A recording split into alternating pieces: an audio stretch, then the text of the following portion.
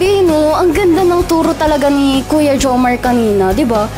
I mean, like, kasi tinuro niya sa atin about yung love ni Jesus for us. And pinaka nagrema talaga sa akin is yung, alam mo yun, yung love restores na kahit, syempre, di ba, nagkakasala naman tayo, hindi naman may iwasan yun. Pero kasi, yung kahit magkasala tayo, andyan yung pagmamahal ni Lord for us para ibalik tayo sa Kanya, di ba? So, feeling ko, yun yung pinakadadalhin ko with me ngayong buong week. Ikaw, ano namang parang, kumbaga for you, ano yung pinakadadalhin mo ngayong buong week na to from love, Christ love teaching?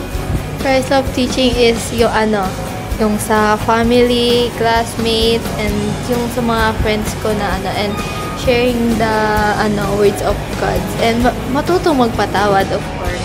Tama, kasi syempre, 'di ba, bilang kabataan, super ang hirap talaga magpatawad lalo na pag nakakainis talaga. Pero kasi, 'di ba, kahit naman tayo nagkakasala tayo towards God, pero 'di ba pinapatawad niya pa rin tayo?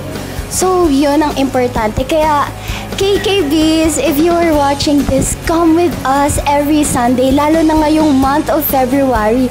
Diba, Ann? Para mas matuto tayo sa pagmamahal ni Lord para sa atin. Kaya na, let's go!